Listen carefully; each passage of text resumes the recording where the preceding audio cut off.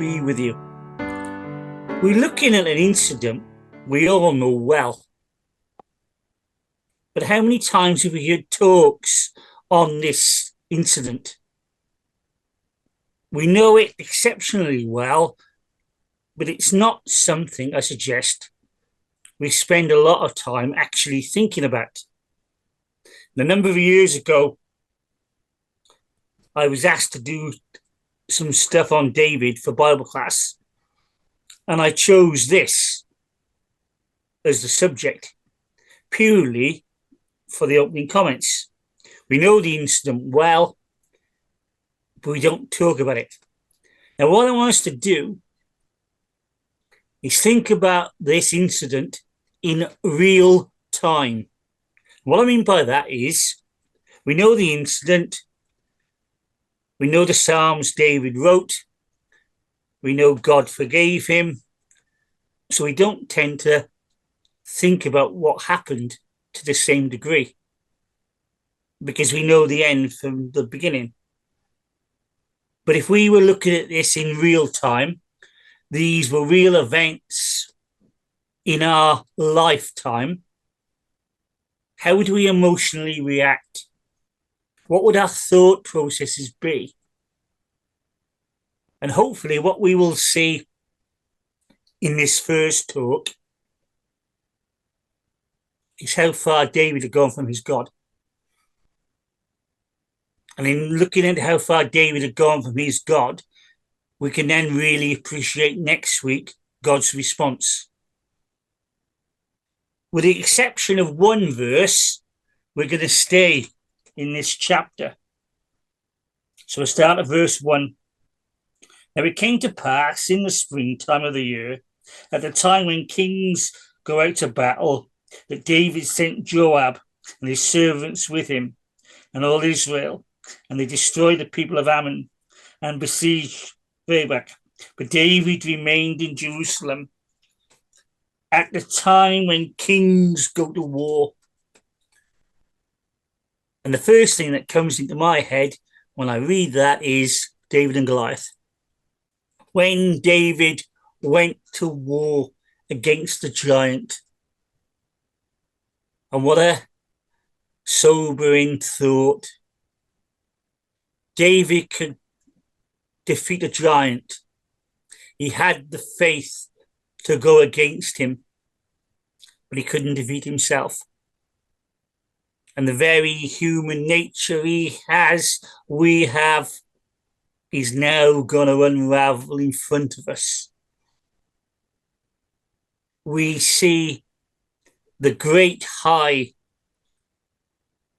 of faith with Goliath and the great fall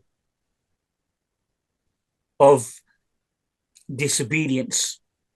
And a massive lesson should be, the devil makes works for idle hands, is a statement we know and how true it is. We're at our most spiritual when we're active for the Lord, and we're at our weakest when we're inactive on the computer, watching the telly, whatever. And that's when we're open to the things of the world in our hearts and minds. So that's the first big lesson. In terms of David, when he was active, was strong. Now he was inactive, he was weak.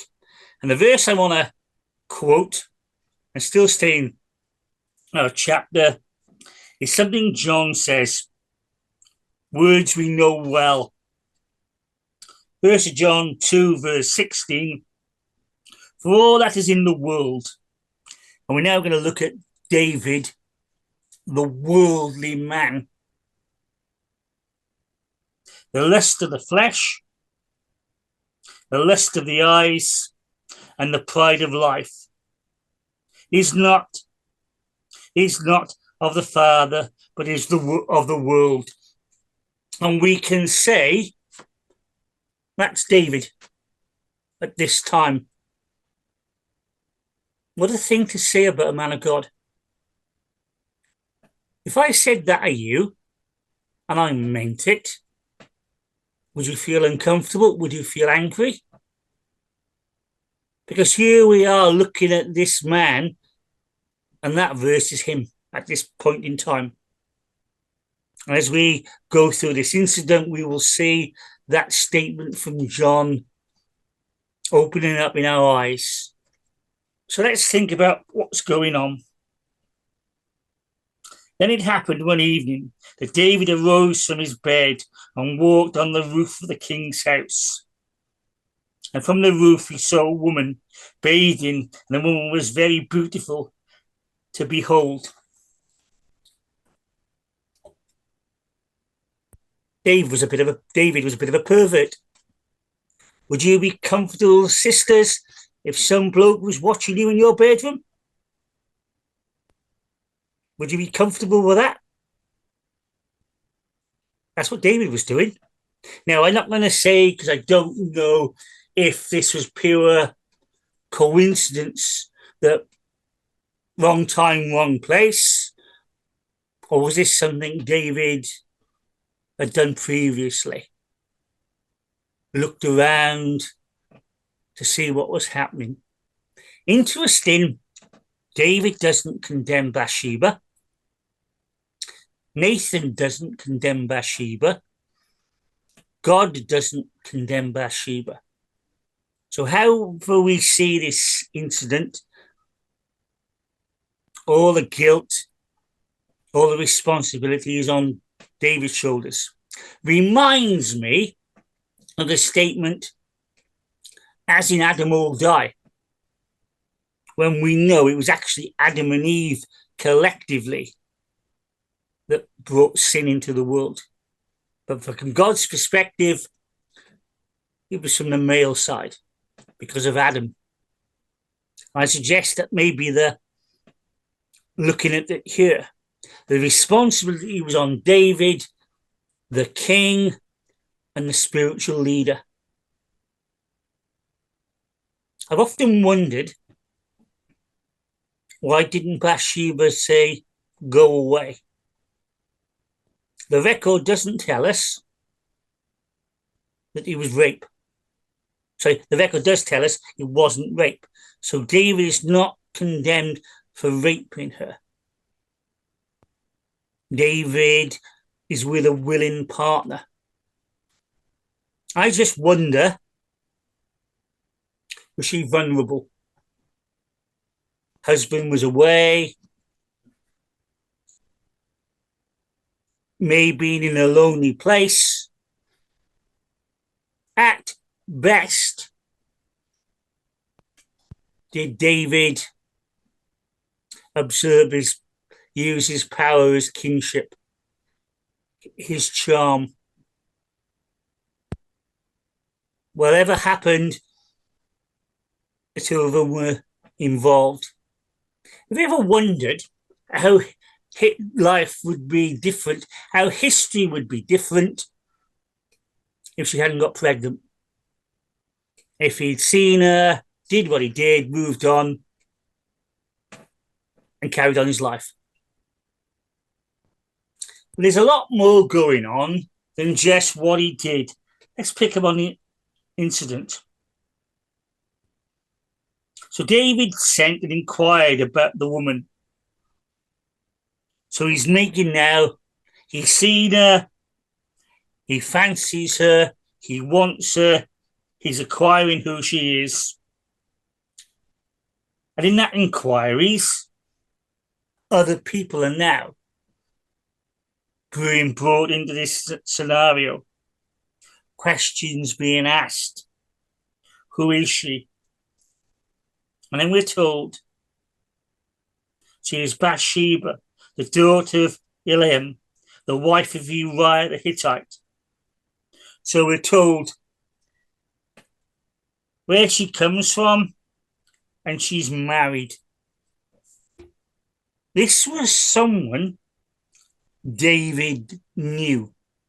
Not just her, but Uriah and Eliam.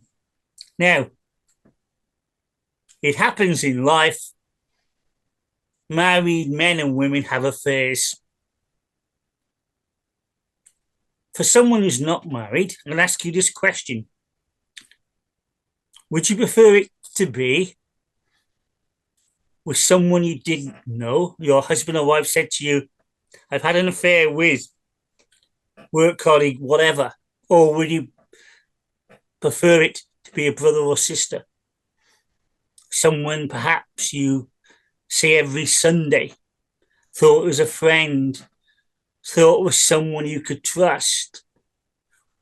Which is the worst emotionally to deal with?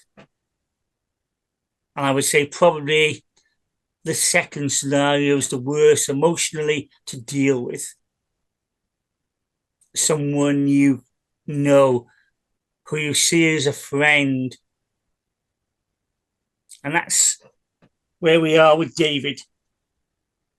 This is not someone he's never seen, never met, has no emotional contact with. Then David sent messengers and took her, and she came to him, and he lay with her, for she was cleansed from her impurity. And then she returned home.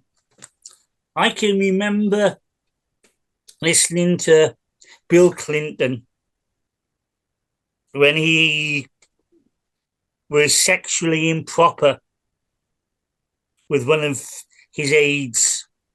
And years later, he was asked, why did you do it? Because I could. And she was available. David, why? Because I could. And she was available. I think of Nebuchadnezzar in Daniel, who's condemned for his pride when he stands upon his rooftop and looks around and says, "Oh, Babylon, which is mine." He saw the city, great Babylon. Look what I've built. This is mine. And I'm going to suggest that David felt the same. He was king, and she was available.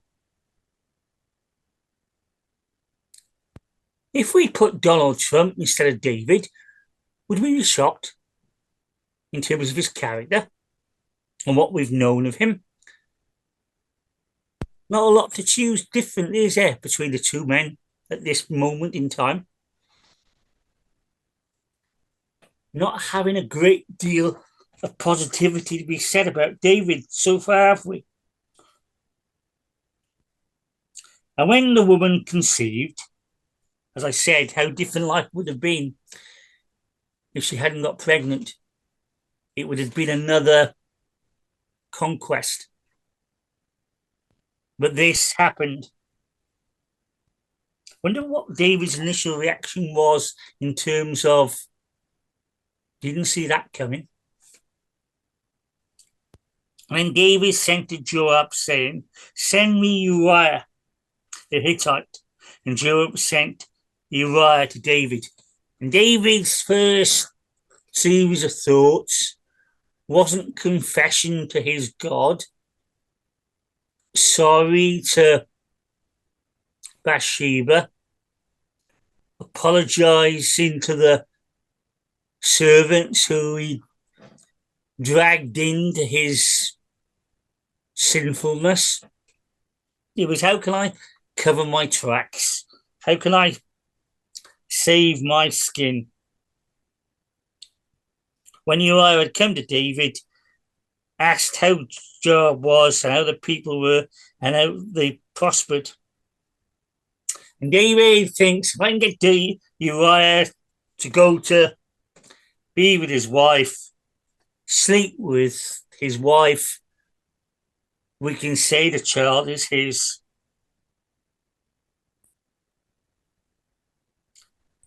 And what was Uriah's reaction to this? Verse 11. And Uriah said to David, the ark of and Israel and Judah are dwelling in tents, and my lord Joab and his servants of my lord are encamped in the open fields? Shall I not go to my house to eat and drink, and to lie with my wife? As you live, as your soul lives, I will not do this thing. What a statement of faith. He is saying, why the ark of God is outside Jerusalem, why his fellow soldiers are outside Jerusalem, he's not going to enjoy himself. Though he could have, because she was his wife, he had a higher moral compass. That should have made David think, this man is more righteous than I am. I need to confess. But of course, we know that doesn't happen. Uriah is mentioned in the Kings and Chronicles of David's mighty men. Now, I don't believe in those 2 chapters of David's mighty men. God is interested in their military capability. He is interested in men and women of faith. More than once in those chapters we are told, and the Lord brought victory. I suggest that those lists and names are the Old Testament equivalent of Hebrews 11. Men of faith, shown by their actions in terms of what they did. And Uriah, as I said, is mentioned. David would have known that, what this man could do on the battlefield, and as a soldier he should have respected that. But more importantly, he knew what Uriah was like spiritually, and they meant nothing to him. They didn't bring him repentance. He just ignored it. How do you feel about David now? David wants to cover his tracks. He's tried and failed. What does he do then? He tries again in terms of getting him drunk. I wonder what the atmosphere was like. Wonder, as someone once said to me, did Uriah perceive, if not what had happened, that this was not normal for the king? Why is he doing what he's doing? Was there suspicions in terms of what's going on? And if so, it's to Uriah's credit, he didn't challenge David.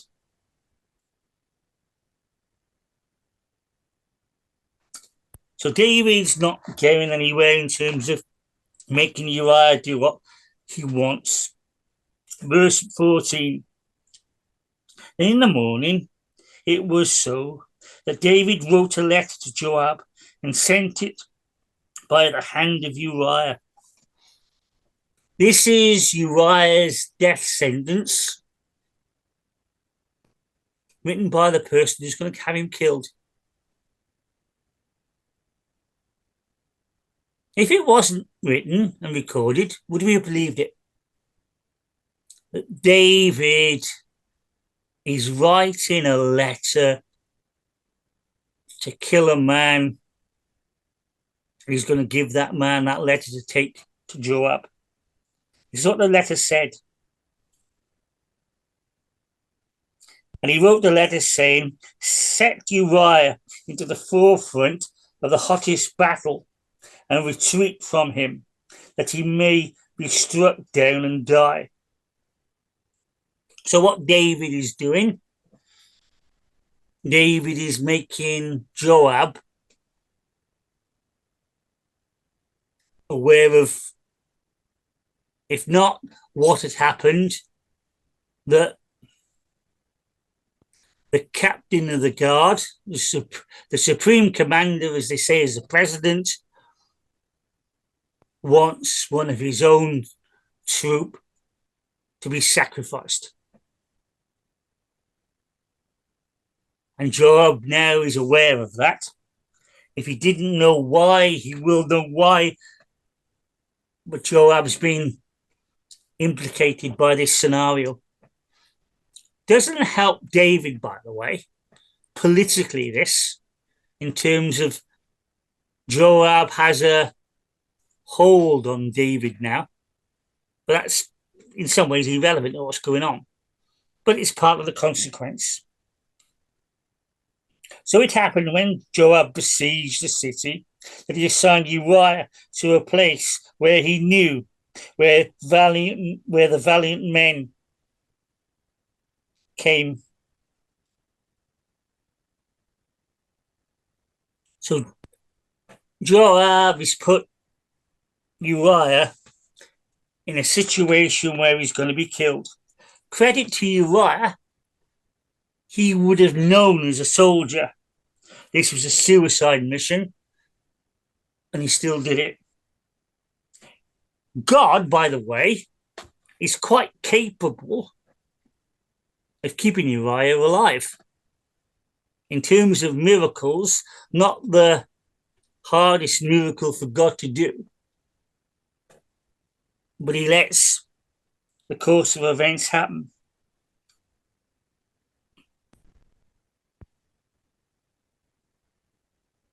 What do we have? Verse 17. The men of the city came out and fought with Joab, and some of the people of the servants of David fell, and Uriah the Hittite died also. And we read that so often, don't we? And Uriah the Hittite died also. But we're being told he wasn't the only one on that suicide mission. We don't know how many, but we know more than one died. Those of you who are parents, how would you have felt when you're told your son has died for his country? He's died in battle. He was a hero. And you, in your grief, you accept that's what happens. How do you feel then when you find out how it happened and why it happened? That your son was sacrificed to keep the king's, to hide the king's guilt. Do you change your perception of David? It wasn't just Uriah that had to suffer for David's sin. Others did also. Verse 20. If it happens that the king's wrath rises, he says to you, why did you approach so near the city when you went and fought? Did you not know that they would shoot from the wall? And Joab uses biblical history to say what happened. And notice David's answer to all this. Verse 25. Then David sent the message, this you shall say to Joab, do not let this thing displease you, for the sword divides as well as one as another. Strengthen your attack against the city and overthrow it, so encourage him. And David was saying to Joab, don't worry about Joab. Soldiers get killed in war. How cold is that? Imagine this scenario, brothers and sisters, and if it is true in your life, I am really sorry. But imagine this scenario. I'm a car driver. I hope when I drive my car, I drive sensibly. But imagine I'm driving through Shrewsbury,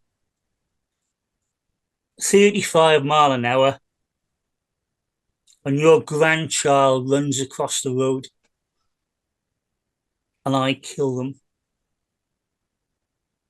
In your grief, you speak to me, and I don't say, I'm really sorry, I did my best, but I couldn't stop or swerve.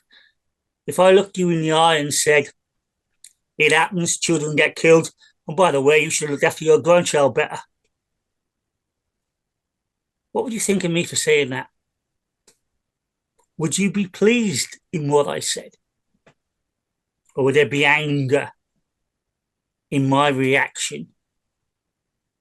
No sympathy, no guilt. People get knocked over, move on. And that was David's perspective. It happens. What's your views on David now, by the way? We're looking at a man of God. I don't see much of that in what's going on in this chapter. Far from it. I see a man who's part of his environment. He is king. And part of his kingship, he's taken what he wanted.